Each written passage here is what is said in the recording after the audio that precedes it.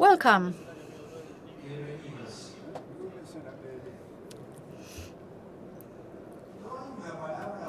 There's no word, or perhaps the inclusion words is one of the most commonly used words nowadays, but one of the most complex as well. How do we include?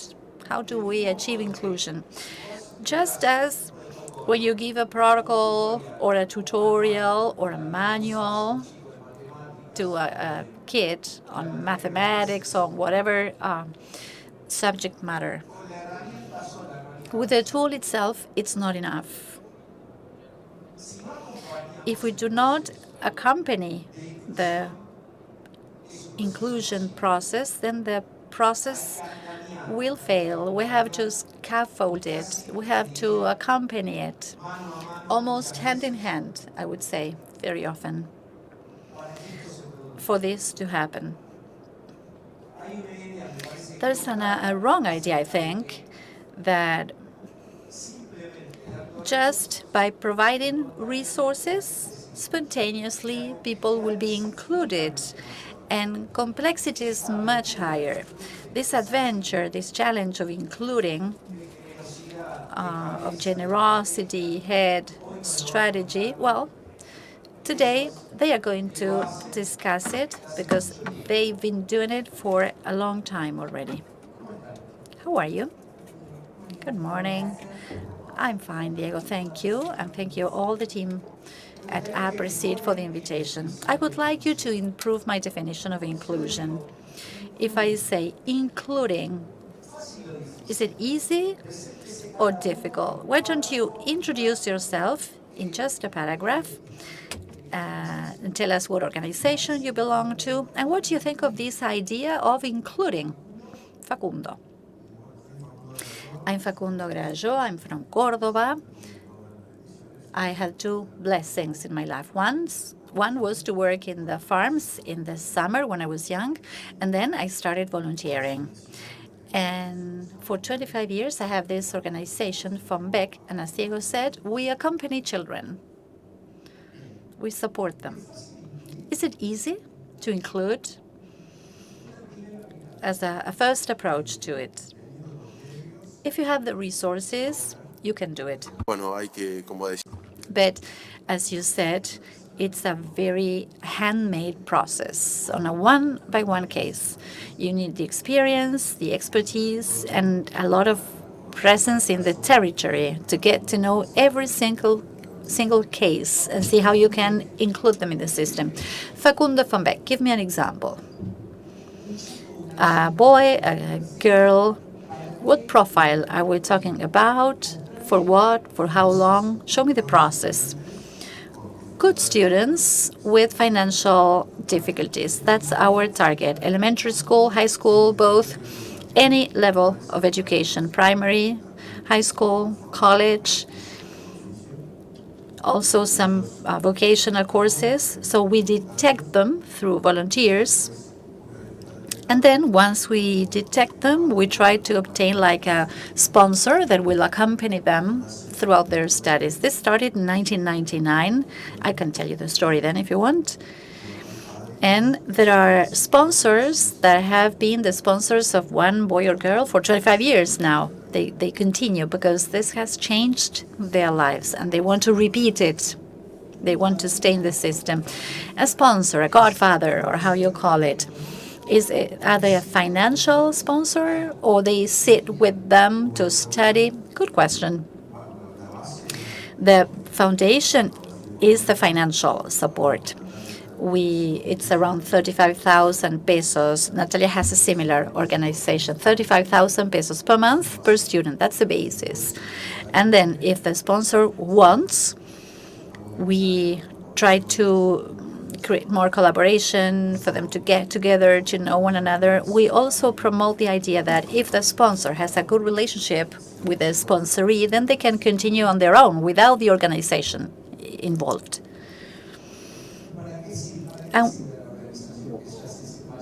And if they just continue on their own, what's the benefit for you? Well, we are including, if that connection already works, then we continue with others. You created this match that works, and then you focus on others. Excellent. Natalia. Let me introduce myself, Natalia Brutto, the Executive Director of MINKAI, a civil organization where we support educational paths of youth from rural communities. We work in Tucumán and Catamarca.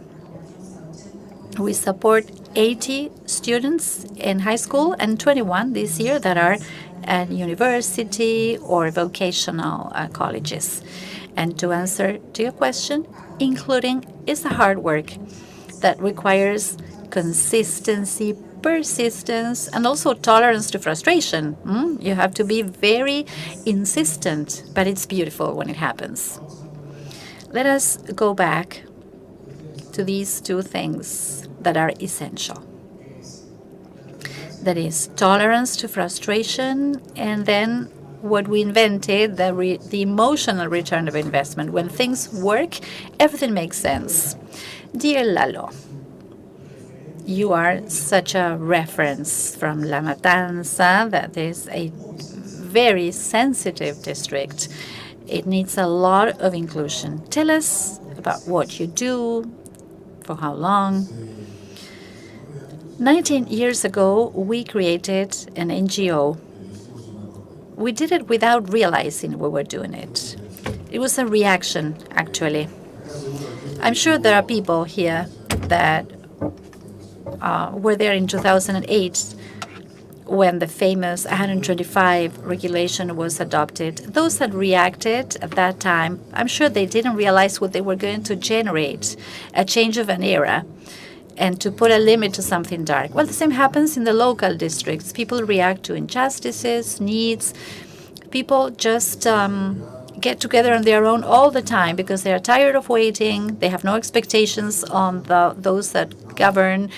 And we reacted. I live in an area in González Catán, one of the districts that is always in the news for the social disasters that we suffer. And we didn't have a square, a park, a health center, a club. We had nothing.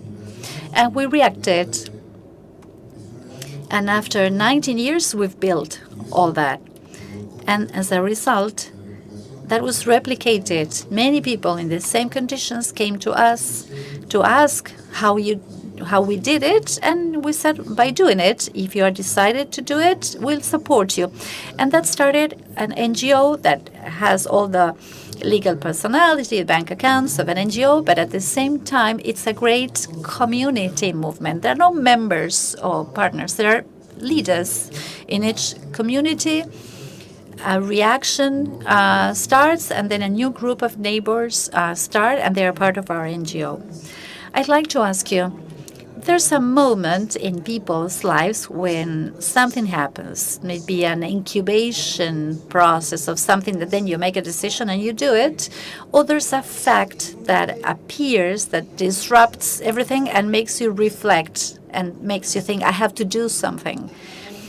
What is the anatomy of how you create an NGO, an entity, or something to include? In general, you have your families, you have your lives, your jobs. I mean, life has a lot of games that you play at the same time. So how do you open another game in your lives? Well, in my case, I started as a volunteer when I was very young, and I always noticed that I was living in two worlds. My world on Saturdays, when I used to teach religion in a club in Córdoba, and the days of the week, the different world. And it hurt me.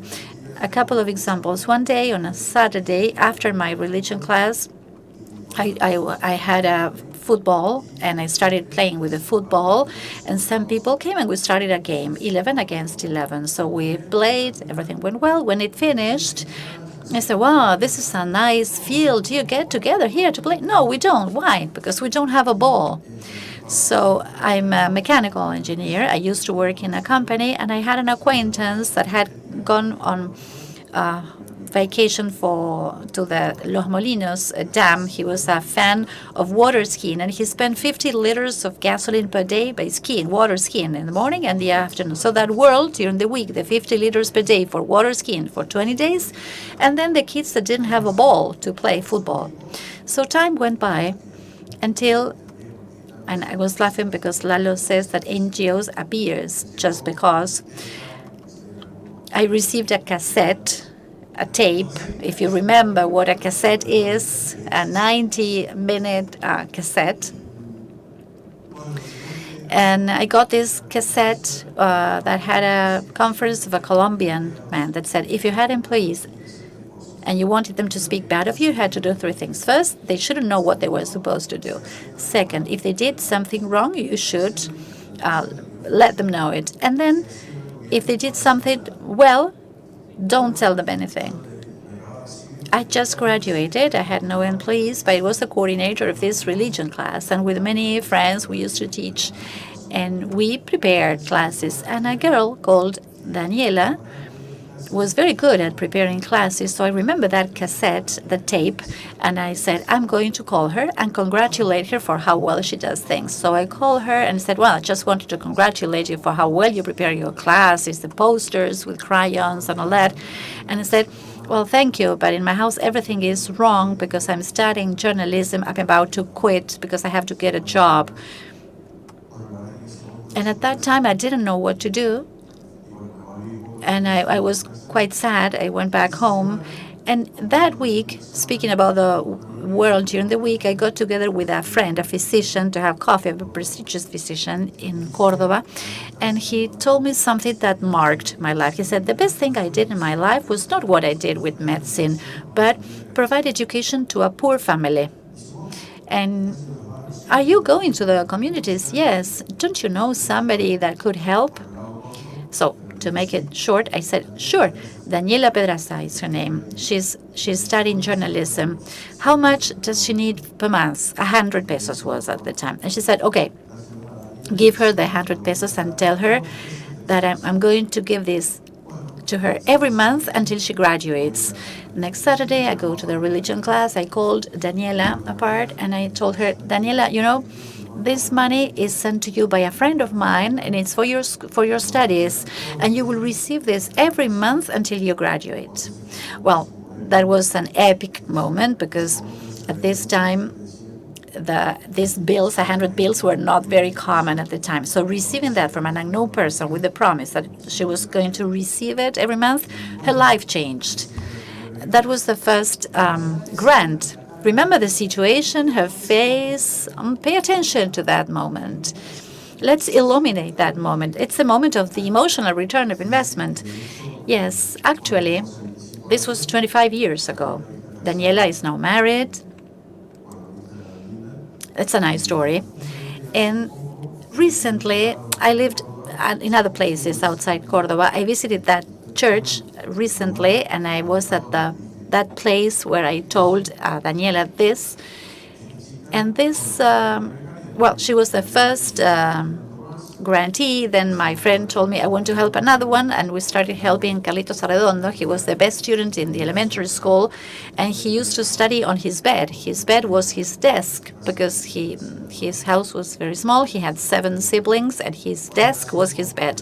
So we started growing, and now we have 17 branches in the country. We have one in Bahía Blanca. I'm here because Javier Inestorzo, I don't know if he's here, he invited us to this event. And a curious anecdote, I'm a fan of water skiing, many sports, but also water skiing. And once Daniela Pedraza, the first scholar, called me. She married a guy that had quarries, and one of them, they drilled a water layer and they created a lake. And there they created a water skiing field. And she told me, well, if you want to water ski, you can come to my farm. It's more than 100 pesos per month then.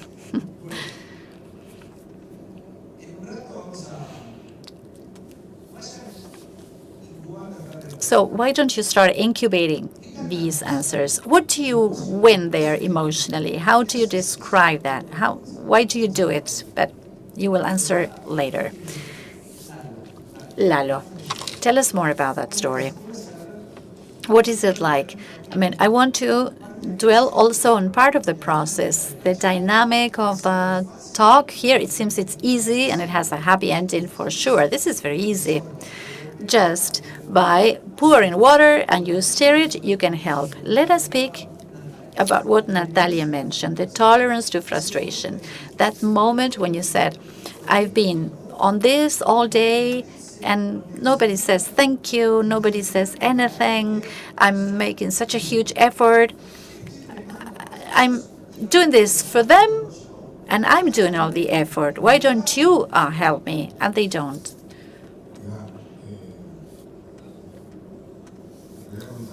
What I'm going to share now is also an anecdote. I mean, it's something that happened and that moved us a lot. Now you will realize why. We had been asking for a health center to be built in a community of over 100 blocks. That's a typical community in La Matanza. There was no healthcare center. We asked, we collected signatures, we filled out petitions, we talked to the authorities. Nobody paid attention. And the streets in that community where I live are not paved. So they are flooded when it rains and the trucks come in and the traffic. You cannot drive on them because there's no maintenance. That's a rural road. And one day, Marcela, that is Leandro's mother, Leandro at 6 months needed some oxygen all the time. Because in the context of that humidity and the mud and some feeding problem, respiratory problems are massive. But fortunately, Leandro was going to be healed, but he needed oxygen. And she used to go to a healthcare center that was very far to obtain the oxygen.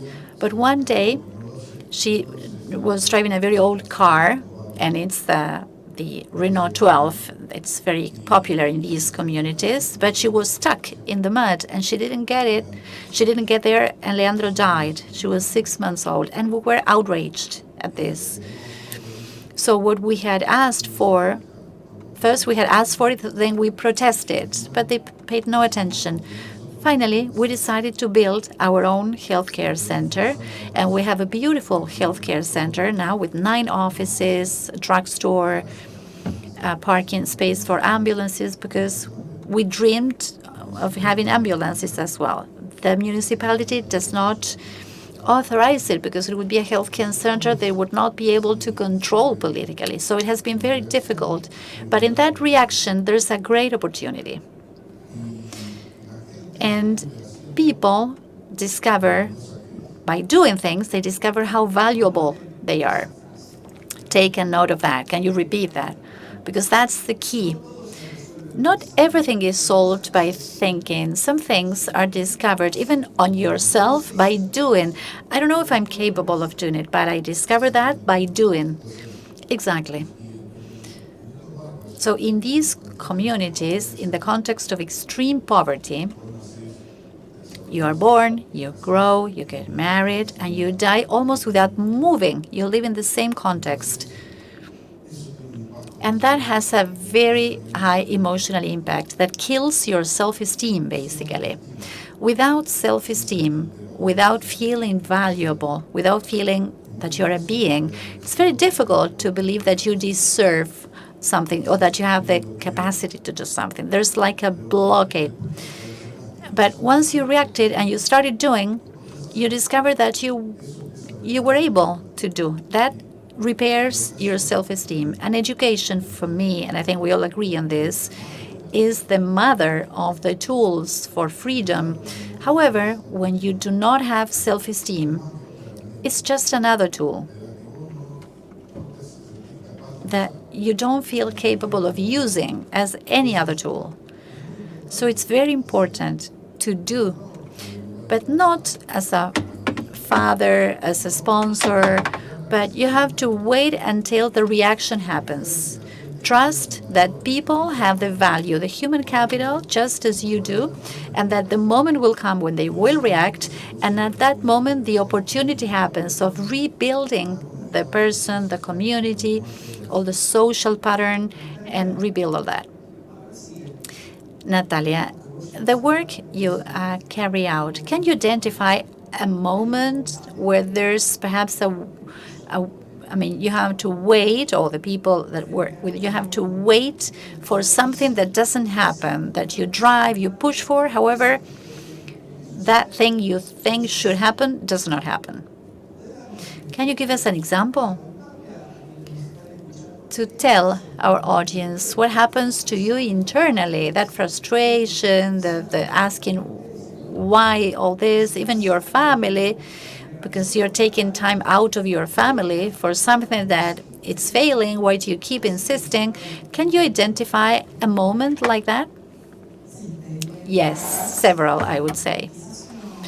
Perhaps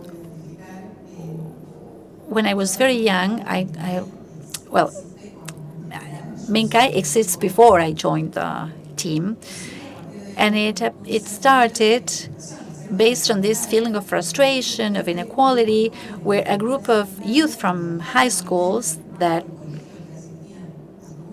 used to travel to Tucumán every year with the school, when they were finished in their high school, they started dreaming of what they were going to study at university, and the friends they had made along the years in Tucumán were not even close to that. They were thinking of what harvest they could join, how they could help their families to cover their basic needs.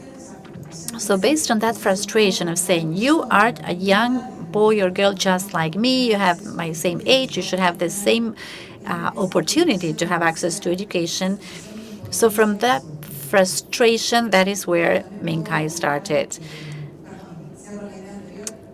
And going back to the idea, MINKAI started to provide opportunities to those youth so that they shouldn't have to choose between going to the harvest and not continuing their studies, secondary studies, or even beyond.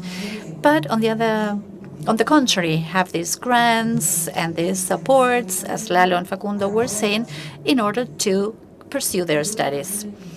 And then in my personal history, I can find it because I come from a modest family, but very hardworking, that believes on education as a value for progress and change. My father was the oldest of four siblings. When they were 13, they had lost their father. He didn't complete his secondary studies. And here in Buenos Aires, he was a baker. My mom was a teacher in a very modest school. And every Saturday, I remember I was very upset. In my courtyard, they collected newspapers for the cooperative at the school. I said, why do I have to give up plain space in my house to keep all these newspapers for something I didn't understand? As time went by and as I grew and I understood that I had access to opportunities that others didn't, you realize that what upset you, what meant a loss, a personal loss, quote unquote, was actually a way to educate by example. You don't study on your own. You might be on your own reading a book or sitting for an exam, but you do study with a very big network. It sometimes is more visible, sometimes it's less visible, sometimes it's called FONBEC or MINKAI or mom and dad. But when you get a degree, a university degree, as my case, it is the result of the invisible efforts of many. So I did have moments of anger and frustration, quite a few, quite many. I might be selfish when I say, as a kid, I didn't really understand why so many kids followed my mom, a rural teacher, the school I attended. What was her secret? She could always regard children not from their failures, but as Lalo was saying, from the opportunities. The fact that someone would be born or would grow in a place with conditioning factors is not necessarily a determining factor of how far a person can reach. So you have an idea of what I mean. In my foundation, we work with children who are about to fall out of the rural community, those that repeat or that have that are on the verge of dropping out. We get to know them, we give them scholarships, we accompany them. Last year, 2 of those were the flag holders, the standard bearers, and 2 had the best averages, the best scores. When you understand that if someone gives you the opportunity is what you were actually needing for you to shine, you realize that the context where we are brought up has nothing to do with our aspirations and dreams. Last week, when I was in the community in Catamarca, I was speaking with Juan José's mom. She said, I want my kid to study to be someone in life. And I said, they already are, but you have to find an opportunity. You have to give them the opportunity that they are missing. Lalo reflected it quite well. It's not a matter of being ahead. It's to be at a par. It's to give the person the role as a protagonist. And this is what we try to do in the foundation. I can give you an anecdote. We were building the healthcare room. We circulated brochures. WhatsApp was not around at the time. And I should say that there's lots of Paraguayan neighbors. I wrote a brochure in Guarani, thinking that it would be more appealing to them, but many came as a result of how poorly written it was. After overcoming those difficulties, we decided on the priorities. Education never surfaced. The 5 first projects, none of them had to do with education. The challenge being, if you are ahead with your truth, you accompany the truth that comes as a result. Many times, those that are out there to help, they go there to direct, to teach, and to show the way to go. But you actually have to be there to learn, because there's a lot of wealth. The priority was the healthcare room, and I told you why. But then we built a square and a poly sports room, and then secondary school for adults, primary school for adults, and many courses on trades. Education came into being the main issue, but after we respected their own process, and when we summoned people to work in the healthcare room, we did so voluntarily. So on Saturdays and Sundays, people came that would work during the week time, and there were people that was there. I was there first, preparing the tools for the workers, and sometimes it was 10 or 11, and I kept waiting to see whether anyone would come. I went back home, and I thought I was failing on that day, and my wife told me that I was out of my mind, that that foundation was me and myself and no one else, that I had to stop fussing around with my own intention. Didn't you realize you're on your own? But now the foundation has dozens of venues or of branches, and I'm not so much on top of it. But dealing with frustration is very hard. But in the end, you end up winning. You end up winning because you grow. We grow doing that. We also feed our healthy ego. We butter it up because we feel useful. And this is what makes you persevere. You touched on an issue that is very good. Let's not be afraid of saying, well, of course, it boosts our ego. It makes it grow. Ego has worse fame than self-esteem. But, well, a positive ego, how did you talk about it? Well, I don't remember anymore. He spoke so many wonders that he doesn't remember now. But it has to do with that. The healthy part of your ego. You sometimes don't really understand what's your take after all this. Why don't you spread the word as pastors? Why don't you preach to the audience here? What's good in taking away time of your family, not making any money as compared to your regular jobs? What is it that you are doing here? What's your take? What's in it for you? Well, I will give you an example of my own place where I work, so you understand what I have, what's in there for me. It's, of course, you don't deal with daily frustrations and whatnot, but 2 years ago, I got involved with Sabrina's life story. She's a lady. Well, if I say 14 kilometers, it's not that far. It's not such a long way to go, but if I tell you that she would have to walk 14 kilometers every day to the bus stop to go and study to college, to then undo those for 14 kilometers again when she went back from school, and she did it every day to be a professor of language and literature, it has a different connotation. I just didn't have the opportunity to see her, but to see her graduate and to have her degree. She's not only the first generation of her family that finished high school, but also the one to have had a higher education degree among them first. We asked her to join to accompany that other young people, because those 14 kilometers were hard. And you learn a lot when you reflect. And she said, I want to join in order to accompany others much the same way you accompanied me, because education is the pathway to transform. I know that if I hadn't had this opportunity, I would probably have not had any other. And this that I had should not be the only one. It should be the beginning, so that other young people who live in my community would realize that with education and effort, they can achieve whatever they want. That's a big emotional return. That's in there for me. Well, Facundo, we have a lot that is returned to us. There's 300 volunteers. I was a volunteer for 10 years. I no longer am one, and I will let you know why. 300 volunteers, 15 people that make that get paid a salary, and there's 6 that are working free of charge. They got a scholarship, and now they work pro bono. They feel a lot of empathy. I was a volunteer for 10 years up until a sponsor who was in charge of 14 companies and of 14 grantees.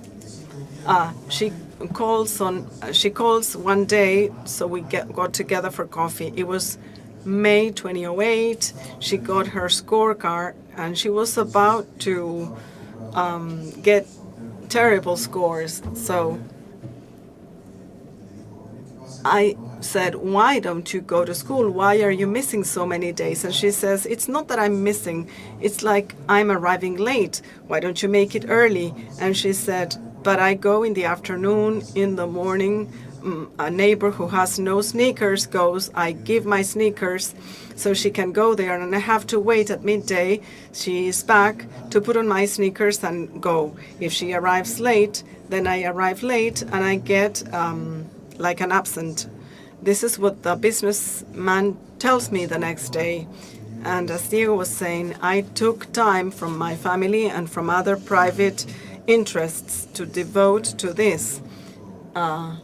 Everything had to do with volunteership, with managing volunteers. And he said, I want this to grow. And I was working for a company that was an electrical distributor. They sold second-hand material at a very expensive price. They would never deliver, and payment was on cash. I was dying. So I said, if I devote to this, it will grow. And I took all my chances. He said, how much did you want to make, and when? And so we agreed on a value, my salary. And then I was lucky that I started working in this in 2009. This is my ikigai. I don't know whether you've heard of this Japanese concept. Please say it again. It's ikigai, where you combine what the world needs, what you are good at, what you like doing, and what the world is willing to pay for you to do that. The 4 circles get together at a sweet spot, so to speak, or so to call it. And this is my job since 2008. So return, the emotional return is full. I mean,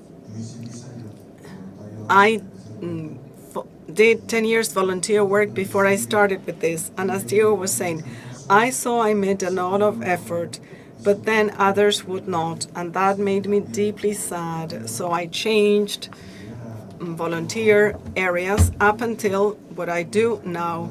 A Mendoza coordinator thought about creating a rowing boat where the sponsor has a row and where the person being sponsored holds another row.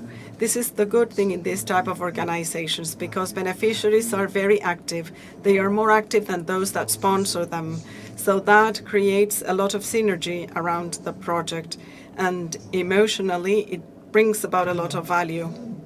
Well, there is an issue here, the one that sponsors and the one that is sponsors, the giver and the taker. So can anyone be taker? Are there conditions for someone to take a benefit? Because we spoke a lot about the process, that is when you implement a system where something is provided and then you make it last for life, then you atrophy other possibilities. I won't be talking about social aid and assistance and generations that are not willing to work. Assistantialism would. This is like the extreme version. What is the flip side of this in terms of attitudes or behaviors? The minimum requirement, so that those people will continue under that program, because otherwise you can say she does something for it, he does not, and both continue to receive it. And those who do something for exchange say those who don't do anything for an exchange, why do they keep receiving? Do you notice any of it? Well, our beneficiaries make double the effort the sponsor makes, and this brings about a great synergy. We would love to help all students, but as sponsors, as it happened to me, well, what about the scholarship that I am paying? Isn't the kid trying hard to excel? For us not to come down to this situation, we look for kids that make an effort, that give their very best, both academically and in their lives, and we give them this award. Once we reach all those kids that do make an effort, we would love to help those that don't give so much of an effort. But we are kind of in that struggle. That's really good. How about you, Lalo? Let me give you an example with the courses on trades. We carried out several exercises. We brought together workshops to train people in trades, and we are starting one more with 100 workshops on trades. Everything is big. 100. Well, it's big, yet it is small at the same time. And workshops on trades have two lines where we work. One has to do with hard training, to learn the trade, the tool that has to do with the trade. But there is a second module that has to do with human capital, that is attitudes, that is soft skills, as they call them.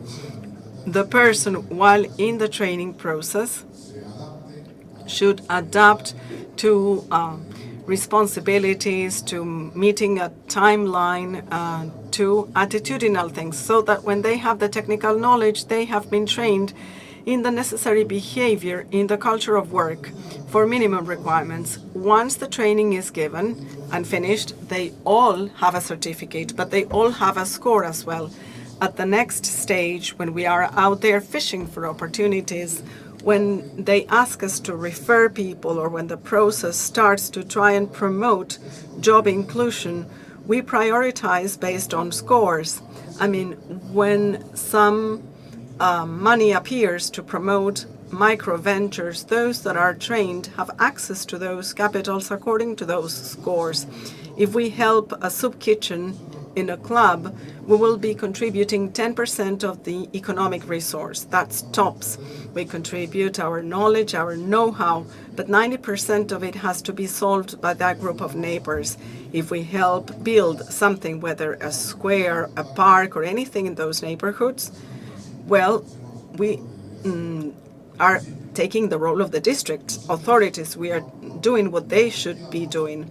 We do not pay all of it. If we do get resources available, this is under the condition that it should be built by those neighbors.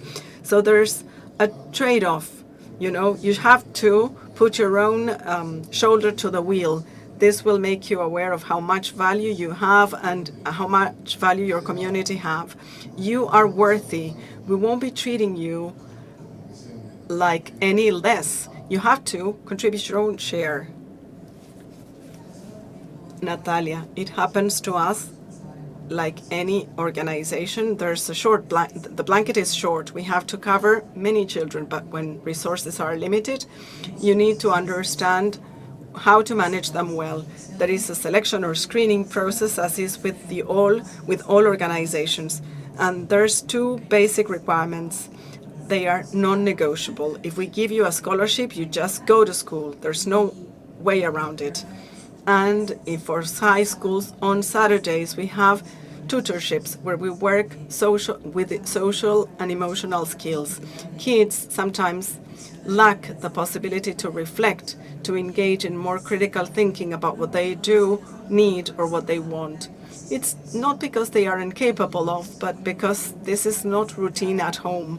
This sometimes is a hurdle that blocks good schooling. These are non-negotiable for us. We have been evaluating them, and in the last few years we detected that this is what they enjoy the most, that is working on their emotional skills. In the framework of vocational workshops that we do with all the kids that are in 5th and 6th grades in high schools, many of them said that they didn't like the vocational orientation workshop. They didn't like to talk about their future. And we said there's something wrong here. So we went beneath the surface. And by listening to them, we understood that it generated them so much anguish thinking about the future where nothing was secured. They didn't really know what the future was like for them. The majority of their family members, they had to work at the harvest season and with very precarious conditions to make ends meet. We talked to them about university programs and careers. They were quite an unknown world for them, and so we flipped the page with the tutors. And today, not only do they understand that there is a future possibility awaiting them round the corner in the provinces where they live, but this week one of the boys or girls is going to an exhibition to get to know the university that is just near where they are, to see that those opportunities are within reach. They are not that far. So we do have to follow a number of criteria, because otherwise it is difficult. Why do we say yes to some? Why do we say no to some? But we need to be equitable, fair and just. And this is what we aim at. But I wish we can keep growing in order to keep offering more opportunities. I'd like to listen to the audience ask questions or make comments. Why don't we open up now? Just raise your hand and you will receive the mic.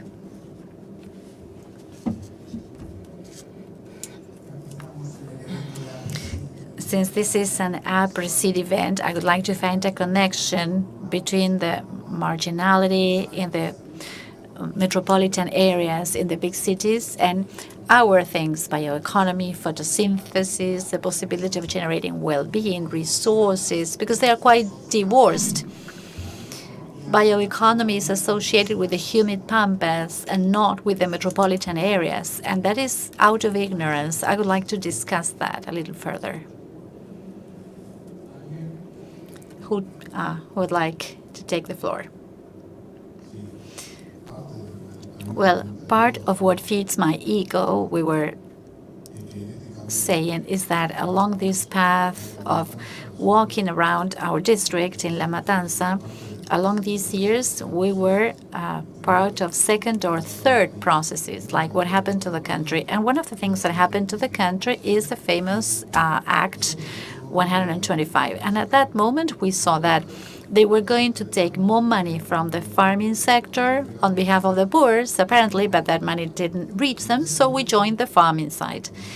And at that time, I met valuable people like Mariano, who asked the question, Pedro Viña, that is sitting here, and we started being more integrated.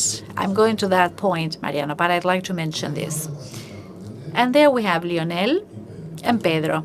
Lionel is a young man that is educated. He's from our organization. He's from La Ferrere, one of the poorest areas in La Matanza.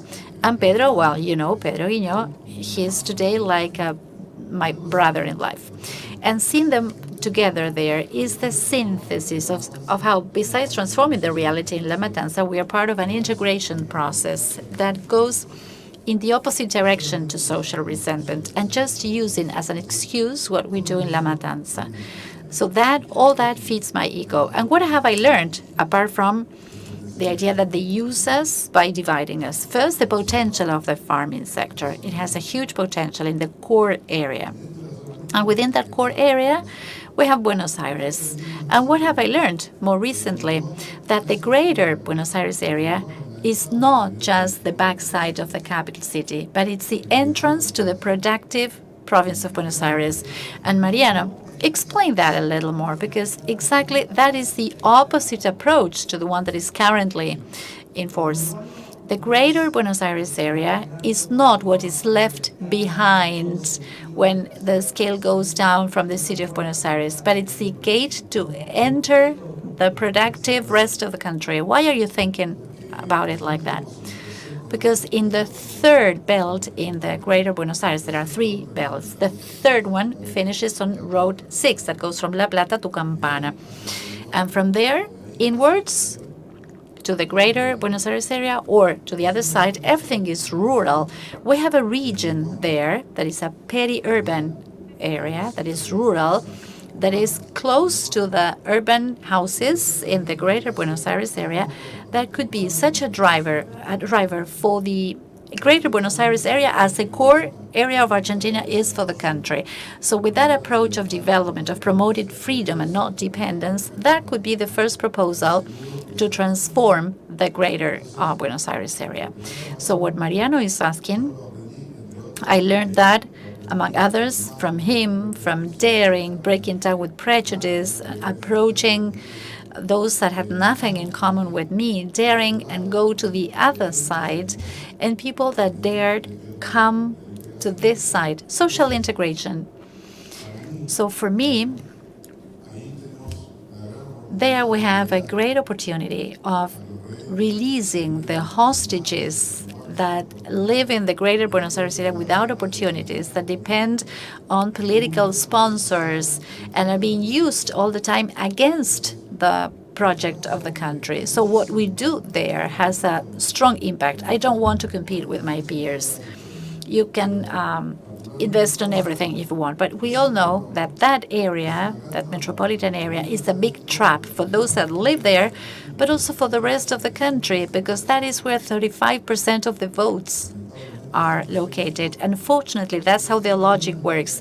That also feeds my ego. And the latest frustration is that after many years, I didn't want to be part of politics. At some point, I didn't even go to vote, and I say this with embarrassment because I was very upset. Last year, I became a candidate to mayor that faced Espinosa, the incumbent mayor. And that was my frustration because we didn't win. The votes were divided, and we had the opportunity there. We just had to be capable of seeing that La Matanza is our priority. But I've processed that already. But I won't deny that it hit me very hard. Not all of you, the province of Buenos Aires, voted divided in the opposition. That was the case. More questions from the audience.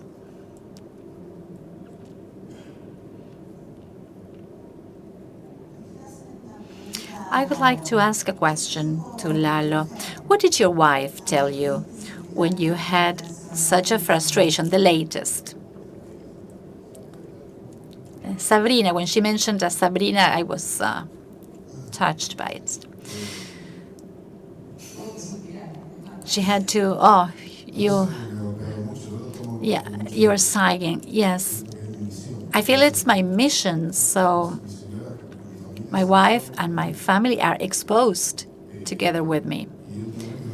And lately, I don't know if you know, but I filed a lawsuit against the mayor because of this sexual abuse case. I filed a lawsuit in the criminal court. That's not so easy. So exposing the family so much, apart from taking time out of them that all this activity demands. So on the contrary, 9 years ago, our elder son died in an accident at home, at a short circuit in our courtyard. And now my second son, Emiliano, on election day, the night before, he told me that he had dreamed with his brother, that he had told him that I had won already. I didn't understand what it meant at the time. In the middle of the battle, you have a single purpose. So my wife, when this happened, she strengthens me from there. She told me, we've won already, because we've started in a small community because we had nothing, and we made all that path together, and we have made so many contributions to so many people, and we've seen so many things that all that is a win. But when you're in that tension, it's very frustrating. So she supported me. Anyway, every day she's asking me, when are you coming back? What took you so long? We've been married for 33 years, and she's still, with these demands as when we were boyfriends. I'm still waiting for the construction workers, but it's 10 p.m., Lalo. Exactly. We have more questions, I'm sure.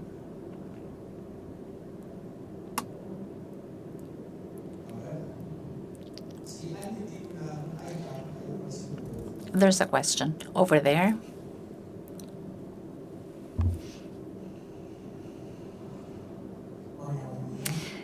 Hello.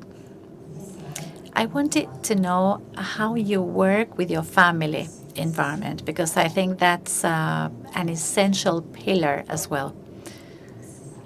Sometimes they are supportive, sometimes not so much, not because they don't want to, but because they don't have the resources or the tools to do it.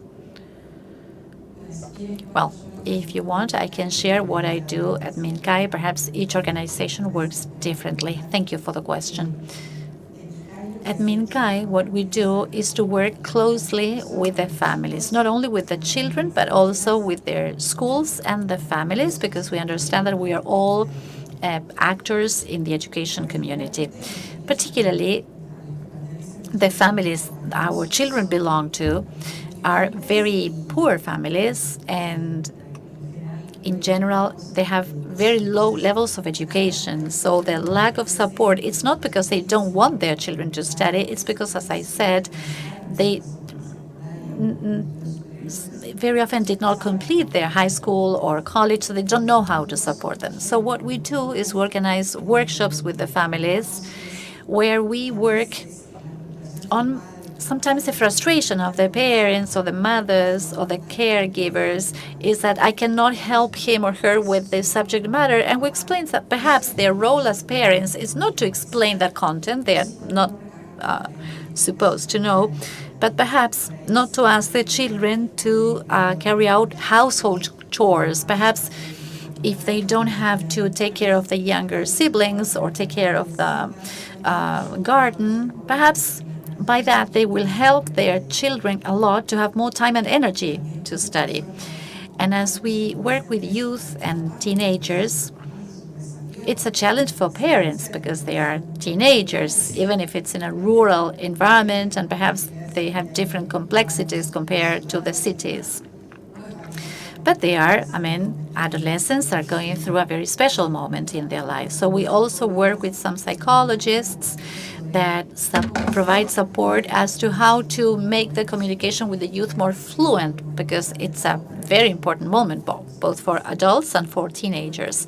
And then finally, no strategy is exactly like the other. Sometimes we find complex situations where we have to think, well, for this boy, this girl, for this family, what can work? And sometimes we deal with frustration. We try one thing, another, some works, others don't, and we keep trying. Yeah, I absolutely agree with what Natalia says. I'd like to add something else, and that is that in this vocational training or orientation that we provide to the children, although we are 25 years old, we always learn by doing. In Mendoza, in the latest vocational course was given to parents before children, because perhaps, as Natalia said, the children are not interested, or it's far. Sometimes it's even farther away from parents. And then for them to realize what will happen if their children start studying at university. So the support from and to the families is key in this in their education. Can I add something else? Yeah, we have final minutes. Just one example for you to understand the level of involvement of the families we work with at MINKAI. Last year, one of our beneficiaries, Humberto, this case was very famous because he had to move from the hill where he was living to the town that is at the foot of the hill to go to secondary school, because the secondary school at the hill was closing. So he was either not continuing his secondary studies, or he had to move to this town that was more than 2 hours from his house.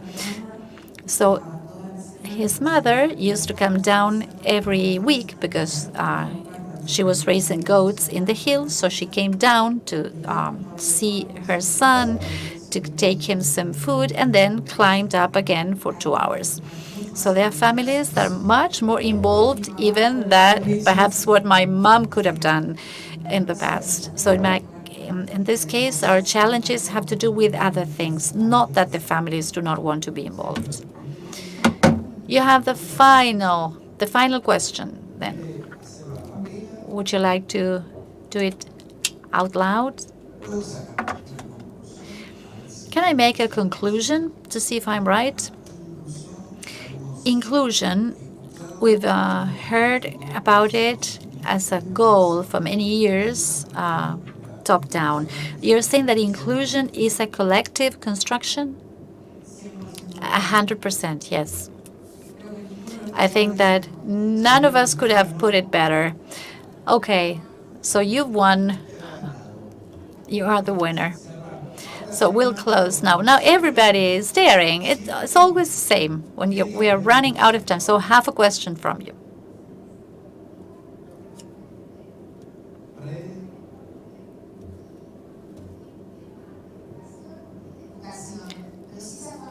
But what if the family has labor issues? There are NGOs working on that aspect. So I think that synergy is important because we cannot do it on our own. So I'd like to add that. So very brief answer.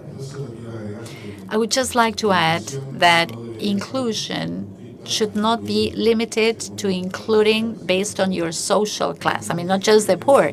There are lots of people that their lives are well off, but they feel useless and they don't know where to find their value. So inclusion is a two-way street. It's not just putting the poor in the system. Let us be part of a transformation process that can be by providing funds or time or contacts or knowledge. Inclusion is not charity. Inclusion is a process of reconstruction of the social pattern, and it combats social resentment. That is the most important divide we have here in Argentina. That's key. The clay of this divide is resentment. That's the key. Well, we have lots of concepts now that are very valuable, very powerful from the conceptual point of view. So thank you very much to the three of you. Of course, what about the round of applause? Come on.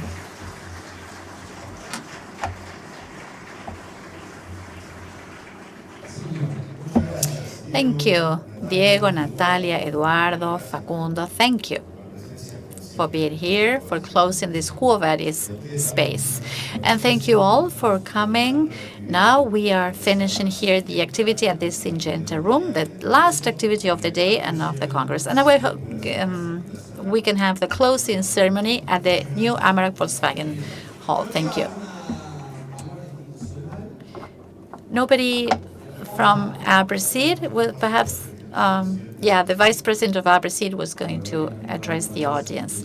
Yeah, I was not planning to speak on behalf of the institution because what we've just heard was so powerful that I preferred not to say anything. But 160 talks in this Congress, 155 I missed. And the first one I'm going to see again is this one. So thank you so much. Quo Vadis has been present in 16 congresses out of the 32.